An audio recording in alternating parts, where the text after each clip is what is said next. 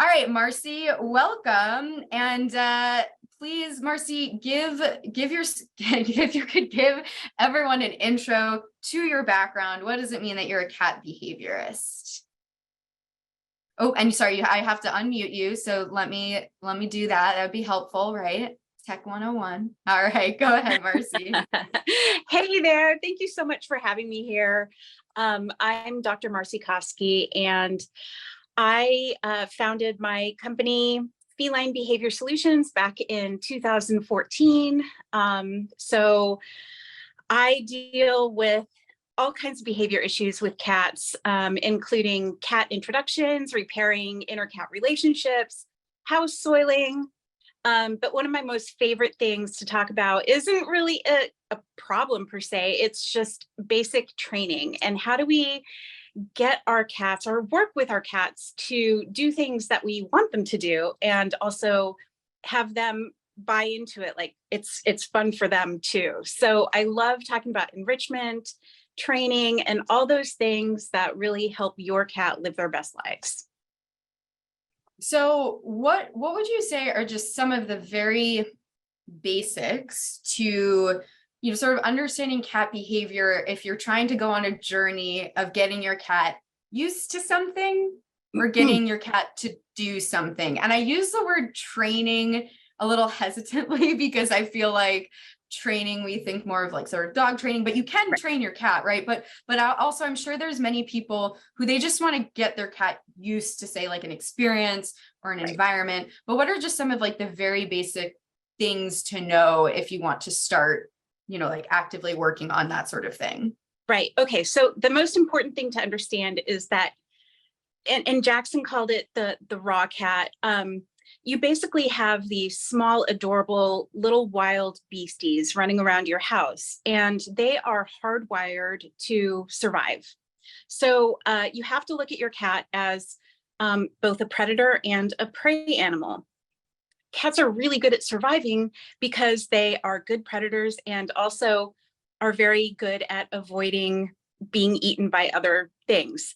So whenever you expose your cat to something new, whether it's an object or an experience, try to look at it from a prey item's point of view. So if your cat is trying to survive, does this thing or does this experience present a threat to them? When I talk about training, I always like to, first of all, start really, really small on whatever that experience or object is. So start small with that level of exposure. And I can give you an example. So if you have like a cat carrier that you want your cat to use, try to deconstruct to that cat carrier as much as possible. Put a nice little cat bed in there so that it doesn't look like a cat carrier. Put some treats in there. And that's the other thing. You want to pair every little exposure level with something good that your cats like. And it doesn't always have to be treats because a lot of cats aren't really that food motivated. So anyway, start small with that level of exposure and then always pair it with something that the cat likes. We call that counter conditioning and systematic desensitization. Ooh, systematic desensitization. Oh my God. Bleh. Yes, great. Okay. Now that makes sense, right? You're trying to make it so that, especially if, your goal is to have them in an environment where they will be at ease and not feel scared or uncomfortable, right? Actually, of course, I've read Jackson Galaxy's Total Cat Mojo, which I highly, highly recommend. And I'll always remember one of the tips for if you're going to bring a new baby into the house is he actually recommends playing baby noises, playing baby crying sounds before the baby gets there, so it doesn't come as a surprise. So I think that's a good way of thinking about it, right? Like exposing your cat to, say, noises or smells or things just in like small bursts while you can control it, before taking them out into situations or environments that you don't have as much control over. And what would you say are just, I'm sure there's a lot of, and I'm curious in the room, it's okay if you like dogs as well. Do we have any cat and dog people in the room, or just animal people in the room? Because I'm sure that, there are a lot of people who either previously had dogs or they still have dogs. And so it's hard to like remove those ideas of at least someone said, yuck, no, only cats. Good for you. That's fine too. But just what are some like basic, what are some like basic things for people to keep in mind in terms of some of like the major differences, just in case they have that baggage of knowing what it's like to train dogs? Okay, so I have a couple things that I specifically remember about the differences between cats and dogs. First of all, I think that the basic philosophy that cats and dogs live by is fundamentally different. So dogs, they're kind of like, what can I do for you? What can I do for you? What, you want to go outside? We can go outside if you want. What can I do for you? How can I make you happy? But cats are like, wait a minute, what's in this for me? What do I get in return? So you really do have to think about the rewards that you're going to use to motivate your cat to do anything that you want the cat to do. The other thing to remember about cats is that smell is very, very, very, very, very important to them in terms of helping them feel territorially secure. Humans have 5 million scent receptors in their olfactory epithelium, 5 million. Cats have 200 million. So they don't show off their sniffing abilities like dogs do. Dogs are big show offs about that. Ooh, look at how well the dog can smell. But cats really do smell in that level of dogs. So when we are exposing cats to new things like taking them outside and doing all these things with them, it's really important to remember that we are flooding their sensory inputs with all this unfamiliar information. And if there's a way that we can keep familiar smells around them to help them feel more secure, that's going to help. Yes, and that's the phrase scent soaker that maybe folks have used, right? Yeah, and I'm not sure anyone who's been here since the beginning, maybe they heard, but like my cat Andy, who inspired us to start the company, she's actually in the Meowable home right now. And it's that thing is coated in their cat hair. And so we always, when we're traveling, so the most traveling we do with our cats is we take them on car rides to visit family. And so we do that pretty frequently. And we always bring their very, very used travel cat beds. We bring blankets that they sleep on, like our kind of throw blankets from the couch that they're always on. So right away, one of the first things we do when we get into, say, a hotel room or a different space is we lay out a blanket, on the bed or on the floor. So there's just, their smell covering as much, sort of surface area as possible. So you talked about a little bit about the food motivation thing. I did want to just touch on that a little bit more, because I think that seems to be one of the best ways to create positive associations. So do you just have any other thoughts on food motivation? Like we love the Inaba meat tubes, for instance, for backpack and harness training, because you can hold it in your hand and like easily like stick it in the backpack in the opening, or kind of use it to get them to come to you. It's easier than just like holding a treat. So yeah, just curious if you have any other thoughts on like the food motivation side of things. Yeah, Charu treats are like my favorite treats for cats. I love them, but I've never tasted them, although I could. The ingredients are very but most cats really love those things. But I have worked with a lot of cats who don't really care that much about food, or don't care about food at all. Now, like if you're trying to get your cat used to a carrier, or like a backpack carrier, or just a regular cat carrier, I do recommend using food in some cases, especially like you can make it a game by tossing treats into the carrier and then having your cat run in and out to get those treats. But another option you have when you are training cats who aren't very food motivated is just think about what your cat enjoys. So does your cat like petting, or is there a favorite brush? My mom's cat, Tucci, she will hide under the bed anytime there's a visitor home. But I know the secret to getting her out from under the bed. It's to pick up this little brush. That's as soon as she sees the brush, she's like all over me. So brushing, petting, does your cat like cat grass, or is there a toy that you can toss across the room, or a Mhm. feather toy that they like playing with? So anything that your cat likes can be used as a reward or even an enticement for coming out and doing what you want them to do. And I should also And say that this is about getting a cat to do what you want them to do, but you have to have them buy in so that they want to do it too. We don't want to force them to do anything that they don't want to do, because that can really make a negative association with what your goal is. So especially for travel cats, you know, a lot of people are like, oh, I want my cat to be an adventure cat now. And I want to take my cat everywhere. But you really have to think about whether or not your cat wants to do that.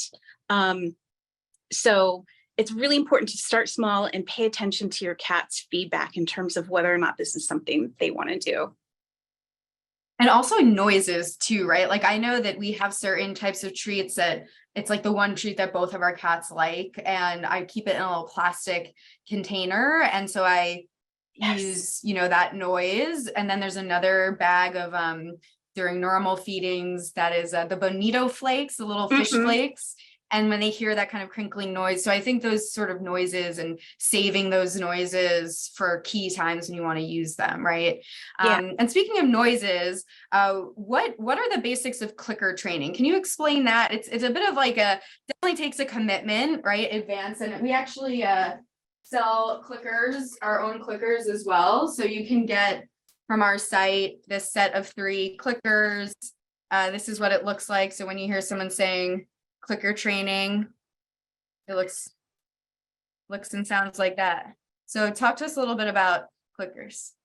Yeah. So I use clicker training all the time for cat introductions and all sorts of other stuff. And we can use a click sound to basically mark a behavior. And actually, it's not that complicated and it's not very hard. You just need to get into the habit of doing it.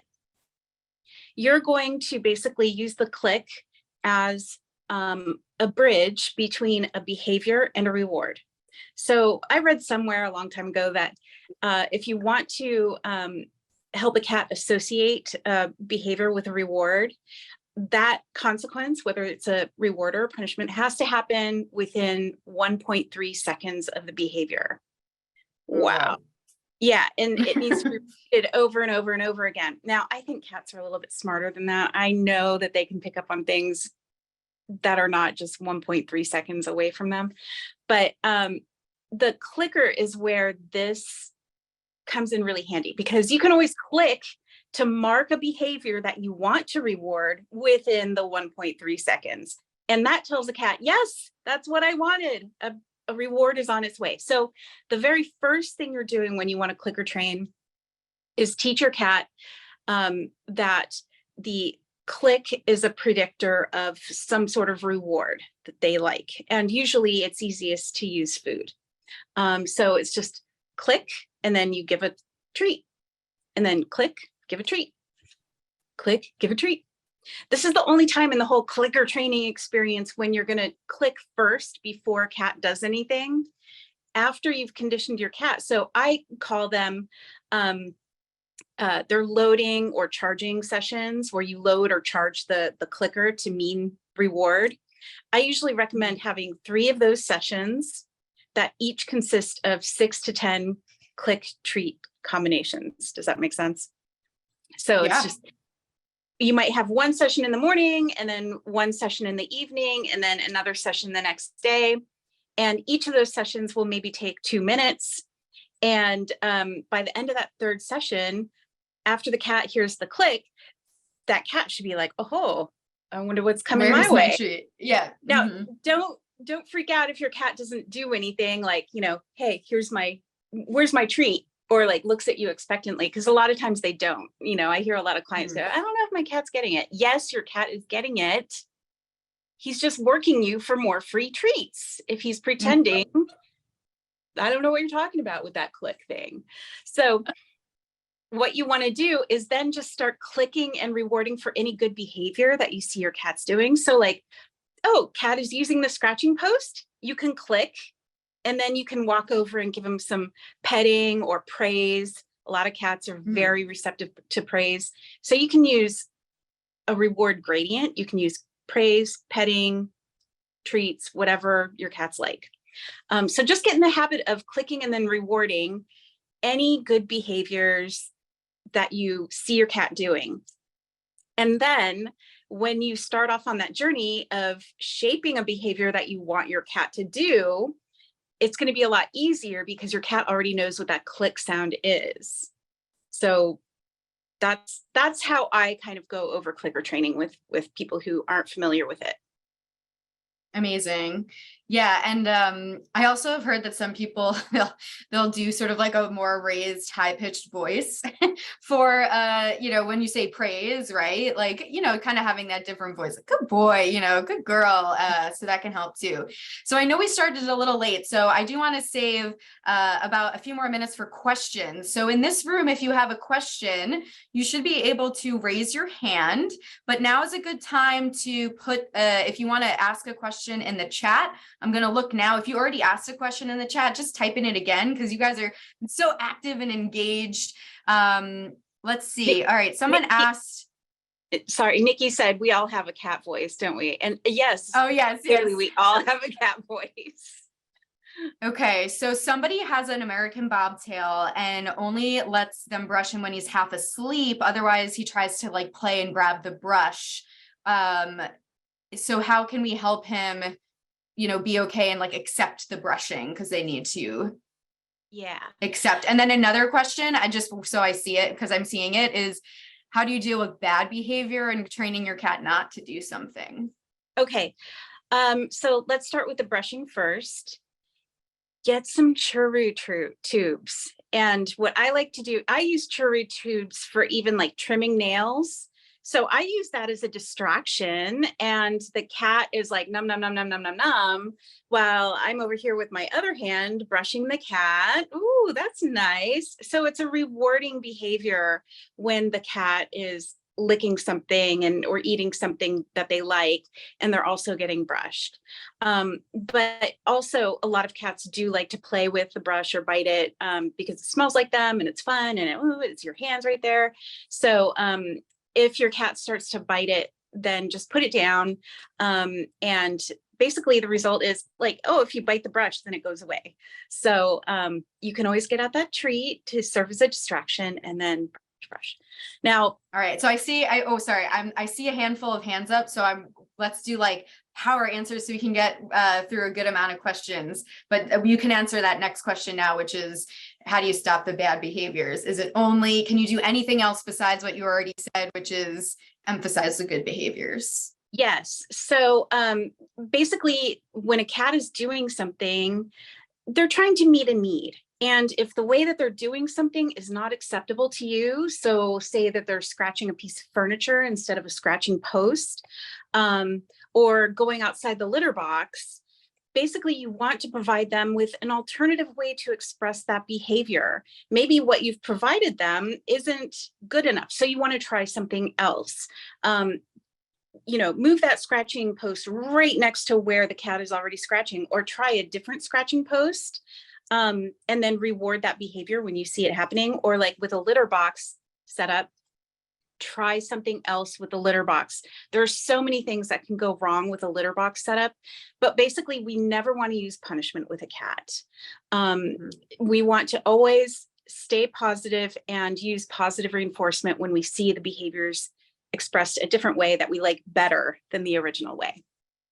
Great. All right. Now I have 4 hands raised. So I just ask that you ask your question extremely briefly and concisely. Okay. And I'm going to start with Cheryl because I saw Cheryl's hand go up first. So Cheryl, I'm going to do ask to unmute. So you should be able to. I'm on. You're unmuted. Hi. Go ahead, Cheryl. Pouncing. I have an adoptive cat, had a strong history before I had him, 5 years old. Just wondered, he's been pouncing on me. Okay, so some pouncing behavior. Go ahead. Yeah, so is he growling or hissing or anything before he does that?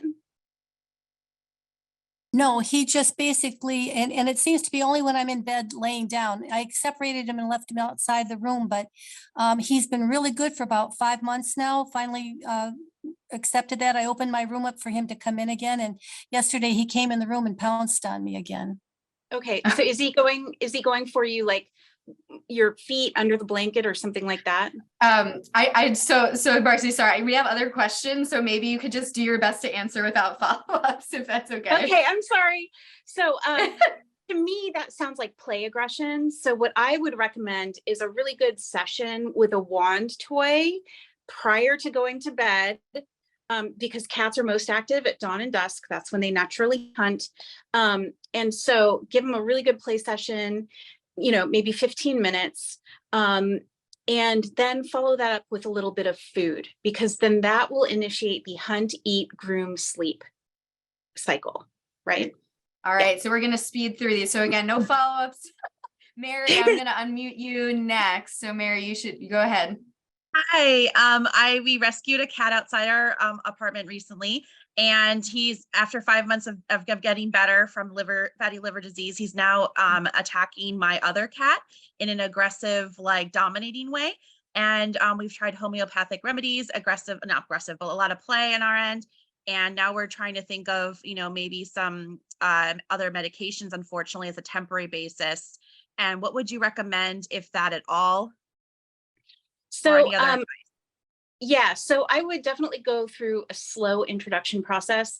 And remember what I said about counter conditioning and systematic desensitization. So with every level of exposure, and you want to start off small, so even just scent at first, I mean, probably by now they're familiar with each other's scent, but you can always stop and reset and do a reintroduction. You want to pair scent exposure with positive things that the cats like. Then limited visual exposure, like through a barrier where they can, have the choice as to whether or not to interact, and pair that with treats. And then you can do in room, like the cats in the same room. And you can always pair a harness with that. It's a really good intermediate step between having a barrier and no barrier, just having the cat who typically aggresses on that harness and leash. And then you can also use clicker training to bring out those good behaviors when the cats are around each other. But cats not liking each other is fairly normal. I mean, cats can present threats to each other in terms of their resources. So it's a natural behavior for them to react like this. So I would try those things before going to medication, because in a lot of ways, those medications don't help with an introduction unless somebody's stress level is just through the roof. So yeah, that's my short answer.